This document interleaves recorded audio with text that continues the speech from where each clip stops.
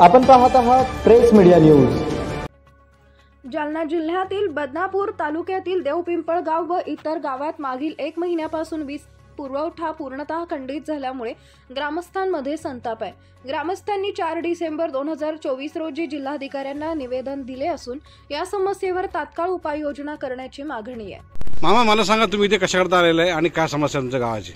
आम्ही सर्व देवपिंपळगाव, सिरसवाडी आणि दरेगाव येथील सर्व शेतकरी आहोत आणि गेली 1 महिन्यापासून आमच्याकडं शेतीपंपाचा वीज पुरवठा हा सुरळीत नाही। त्यामुळे आमचे सर्व रब्बीचे पिकं वाळून गेलेले आहेत। आम्ही असिस्टंट इंजिनियर पासून तर एक्झिक्युटिव्ह इंजिनियर पर्यंत खूप वेळेस त्यांच्याशी संपर्क साधला, येऊन गेलो आणि मागच्या गुरुवारी इथं येऊन आम्ही आंदोलन सुद्धा केलं। त्यावेळेस त्यांनी आम्हाला आश्वासन दिलं की तुम्ही परत घरी जा आणि आम्ही लगेच तुमचा विद्युत पुरवठा सुरळीत करून देतो। आम्ही त्यांच्या म्हणण्यानुसार घरी गेलो। त्यावेळेस त्यांनी सांगितलं की आता आम्हाला अर्बनवाले करू देणं नाही।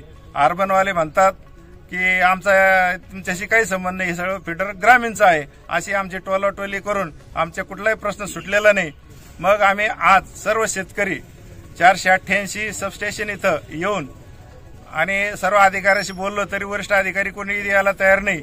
इथं ग्रामीणचे उपअभियंता आणि तुमचे अर्बनचे असिस्टंट इंजिनियर हे आलेले, ते सुद्धा म्हणतात आम्हाला इथं काही करता येत नाही। याच्यावर आतापर्यंत कुठलाही त्याच्याकडून इलाज झालेला नाही। त्यामुळे आम्ही सर्व शेतकरी आज इथं आता जिल्हाधिकारी आणि एसपी साहेब आणि पोलीस स्टेशनला आंदोलनाची सर्व निवेदनं देऊन आज जर आमचा 4 वाजेपर्यंत प्रश्न सुटला नाही तर आम्ही एसपी ऑफिस समोर, कलेक्टर ऑफिस समोर या रिंग रोड उग्र आंदोलन करणार आहोत। याची सर्व जबाबदारी ही एमएससीबीवर राहील। काय परिस्थिती काय तुमच्या मालाची? माल पूर्ण वाळून गेले साहेब। याची सुद्धा आमच्याला पंचनामे करून आमच्या गावाचे नुकसान भरपाई देण्यात यावी ही सुद्धा प्रशासनाला विनंती आहे आमच्या। आणि का बरं, कशामुळे माल तुमचे कशामुळे वाढले, काय कारण आहे नेमकं? आम्हाला पाणी भरपूर आहे यावर्षी, फक्त लाईन नसल्यामुळं आणि लाईन नसल्यामुळे कुठल्याही प्रकारचं पिकाची वाढ झालेली नाही आणि सर्व पिकं जळून गेलेले आहेत फक्त लाईनीमुळे। नाव सांगा तुमचं? नानासाहेब नाथोबा नन्नवरे, देवपिंपळगाव। हा सर, मला सांगा, तुमच्या गावामध्ये लाईट नाहीये आणि आता आपल्या याचा शेतीमालावर तुमचा काय परिणाम होतोय आणि इकडे तुम्ही आता आपलं कशावर आलेले आहेत? इथे आम्ही आंदोलन करण्यासाठी आलेलो की आमची शेतपंप जे आहे त्या 1 मिनिट सुद्धा सुरळीत चालत नाही आणि याचा परिणाम आमच्या मालाला झालेला आहे। ज्वारी, गहू, रब्बी जेवढे पिकं असतील तेवढे सगळे वाळून गेलेले। सगळे शेतकरी त्याच्यावर पोट भरतात आणि एमएससीबी वाले अधिकारी फक्त टोलाटोलीचे उत्तर देत आहे।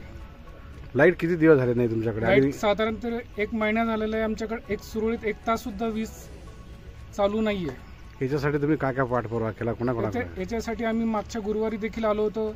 खूप वेळेस आम्ही अधिकाऱ्यांना भेटलो देखील। अधिकारी म्हणतो आज टाकतो, उद्या टाकतो, याच्याकडे आमचं सोल्युशन नाहीये असं टोलाटोलीचे उत्तर देत आहे आम्हाला। मग आज आम्ही जरा यांनी 4 वाजता आम्ही लाईट सुरळीत नाही केली तर आम्ही कलेक्टर ऑफिस समोर रास्ता रोको करणार आहे। नाव सांगा तुमचं? मी ॲडव्होकेट ऋषिकेश जाधव, राहणार देवपिंपळगाव।